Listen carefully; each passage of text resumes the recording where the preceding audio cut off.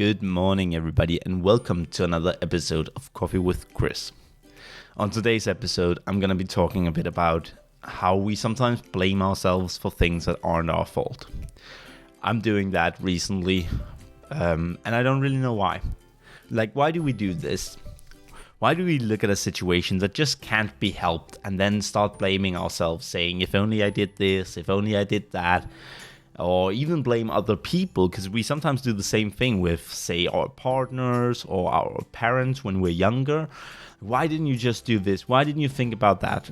It's always like that. We are really quick to blame when there's no blame to really go around.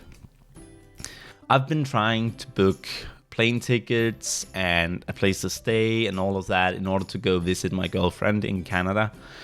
And here's the thing. We've never been together physically before. We have been together for over a year now, and it has been a really interesting experience. I was supposed to travel there last year, but COVID. And so this year, I'm finally allowed to travel because I'm vaccinated, and I've actually been sick with COVID as well, which also is considered an immunity and vaccine passport, so to speak. So I'm finally able to go there, which is really great. I've booked the plane tickets and I've technically booked a room as well. Now, the thing is, the lady I'm going to be staying with is super nice. She has been helping me throughout this whole process, and it's not really anyone's fault, but I booked the wrong room. What I didn't realize was that when you book a room on Airbnb, you don't book the room per se, you book yourself into the room. And I never really considered the difference until we started talking about it. And the difference appears to be that it's not my room to do with as I wish. It's just my room to do with as I am permitted by the contract, which of course is obvious, but that also includes having someone sleep over, for example. That is actually against the rules, and they wouldn't be covered by the insurance and all of those things, and so she can't allow that to happen. Well, she suggested that I could book a different room. It's a larger room that has room for 2 guests. This one doesn't, even though, there's a bed that's big enough for 2 people and all that. It's only registered as a 1-person room. But I could book the other room that I could then register a second guest in, which would allow me to register my girlfriend in there. And then she would be covered by the insurance. She would be allowed to stay in the Airbnb. That's all great. But while we were talking about it, someone else booked the room. Now I'm going there on July 2nd, and I need to stay until August 28th. This person booked the room from August 18th and onward, which is great for them. I hope they have an amazing vacation. But it's problematic for me because now I can't switch to that big room. And that's what I'm blaming myself for. I'm blaming myself so much for not doing it faster, for not just saying yes. Because I told her that I would need to confirm the price difference with her before moving forward. Well, apparently we never made it that far because someone else booked it. Now she has been amazing. Like I said, she's really helpful, and she actually suggested a solution. A solution being that I booked the large room until the 18th, and then we move to the smaller room. And here's the thing. She suggested that I pay cash for the last 10 days in the smaller room. That way I would avoid the service fee of Airbnb. But there's another thing, and she didn't say this, but this is just my musings. That should mean, at least theoretically, that I'm not covered by the insurance either, because it's not happening through Airbnb. And if it's not happening through Airbnb, then maybe I can convince her to let me have my girlfriend stay over for those last 10 days. Think about it. I will be living with this woman for a month and a half, 6 weeks I'll be living with her, getting to know her. She'll meet my girlfriend because she's there, she lives there, and she spends time in the common areas. She even requests in her rules that you don't bring technology out into the common areas because she wants to connect with her guests, and I think that's pretty great. And that's what would allow me to possibly convince her to be like, hey, now that I'm paying cash, would it be okay if she still stayed over? You've met her, she's been here so many times and all that. So, I mean, we'd be able to talk about it, right? And possibly reach a solution. So there might not even be a problem. And even if there is a problem, even if she still goes, unfortunately, I can't allow you to do that, it would still mean that I got 6 weeks where I could sleep with my girlfriend. And you know what? Those 10 days, well, maybe we'll spend the night in the car. Maybe we'll, I don't know. I have no idea. But the point is that it's okay to not be able to sleep with her for those last 10 days if necessary. Is it annoying? Of course it is. But is it something that's going to ruin the vacation? Hell no. Why would it ruin the vacation? I'm there to visit her. I'm there to be with her. I'm not going to be in the room most of the time anyway. So I'm just going to go home. I'm going to sleep there. And then she'll pick me up in the morning and we'll spend all day together. And rinse and repeat. So it's not that big a deal. It's just frustrating. And I blame myself. And right now I'm still trying to work it out because the lady obviously lives in Canada. So that's an 8-hour difference, which means she was busy yesterday, probably work or something. And I had to go to sleep at one point.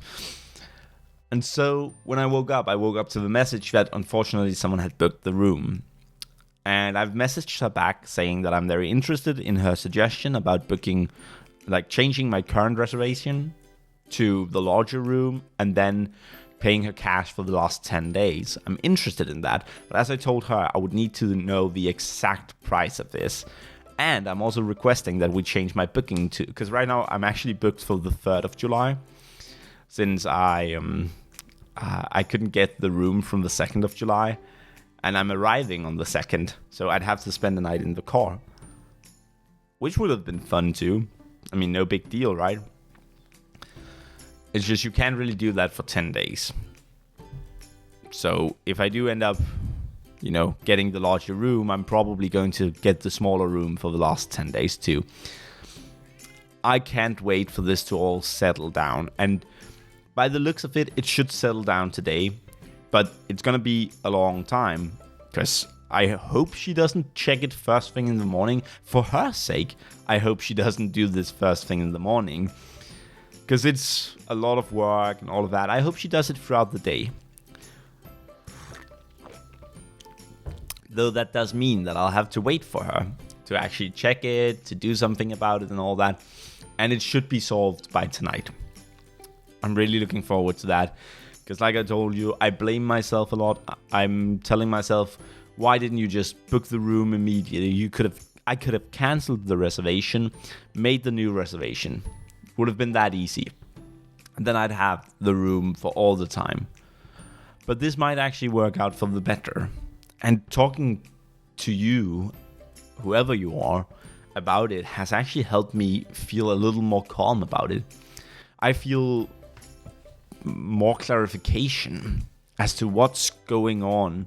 I'm not so panicky about it anymore. And this is the exact reason that I started this podcast. This is helping me. And hopefully it's entertaining someone out there at some point. I'm really looking forward to that. Anyway, I know I'm not the only one who tends to blame myself and others for things that there aren't really any blame to go around for. We all know that. We've all been there. And I think a lot of people, especially people with ADHD or anxiety or depression or anything else, like people who aren't neurotypical, I think we have a higher, is it called propensity? I'm not actually sure. Like we have a higher rate of doing it. So we're more quick and possibly more harsh. I would imagine that someone with depression would be a lot harsher on themselves. And I know that we people with ADHD are very quick to do it. So it's a difficult situation to be in.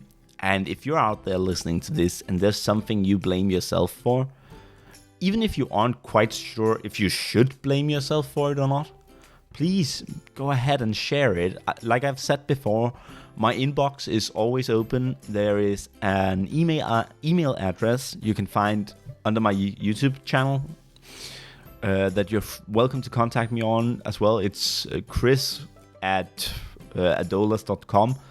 It pretty much doesn't get any more straightforward than that. And yeah, I will probably eventually be on Twitter and... Well, I actually think Twitter is about it. But I am thinking about, like, if this gets... I don't want to say popular, because I feel like popular would signify that it gets very popular.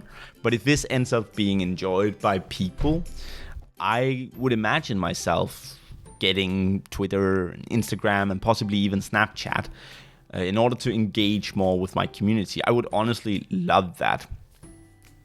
I would love to imagine a day where I have people on Snapchat. I don't use Snapchat. I only have it now. I got it a few weeks back because a classmate of mine was like, don't you want to get Snapchat? And I was just like, okay, I'll finally get convinced, because a lot of people have asked me if I have Snapchat, but no one has ever come to me and told me, hey, do you have Snapchat?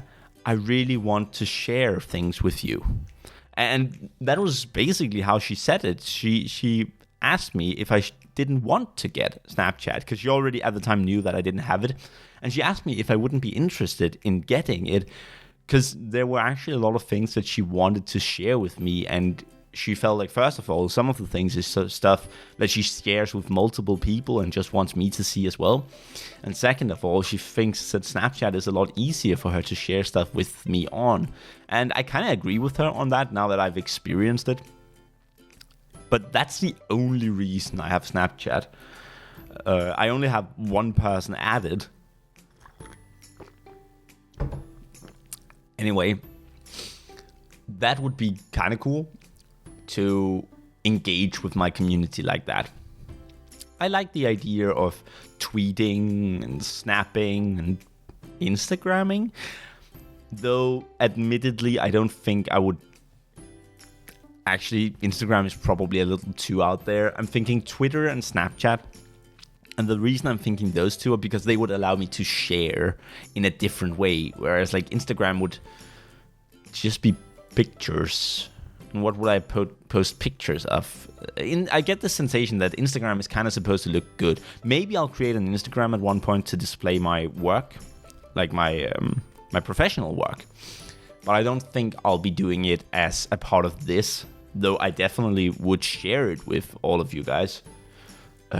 Well, I say that as if someone's listening, but to anyone who might be listening, though what I'm really interested in doing is this idea that I can be outside and just, I don't know, a bunch of ducks, and then I think about something random about ducks that I happen to know, and I'll just take a picture of that and be like, did you guys know this? And, you know, just those small interjections into daily life. You might be sitting at home, being kind of bored, maybe feeling a little lonely or whatever, and then bling, you get a notification on Snapchat, and it's me with a random duck fact. I don't know if that would be anything anyone would be interested in. I would be interested in doing it, and don't worry, I wouldn't just be talking about ducks all the time. The reason I mentioned ducks is because there's a lot of ducks in the area that I live. People keep feeding them, which they aren't actually allowed to do, but that attracts the ducks, so they are walking around the neighborhood rather than just staying near the pond. So I swear to God, it's the same dog. No, sorry, it's the same duck. Sometimes when I walk out in the morning, there's a female duck out there, and when I walk past her, because I need to go past her in order to get to my bike, she quacks at me as if I'm the one who's not supposed to be there. And I swear it's the same duck every time. It probably isn't, but I just have this feeling that it is.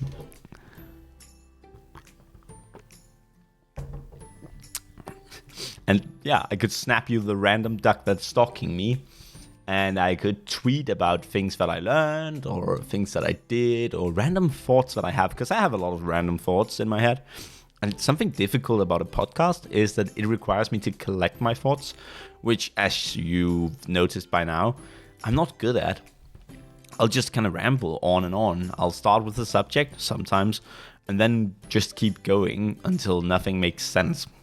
Whereas with Twitter and Snapchat, for example, I could do it while I'm thinking about it and give a small burst of these things. Because, hey, I just had a thought. It popped into my head. I'm going to release that. And then I'll send it out into the wild, and the people who are receiving it can do whatever they want with it. I just kind of like the idea.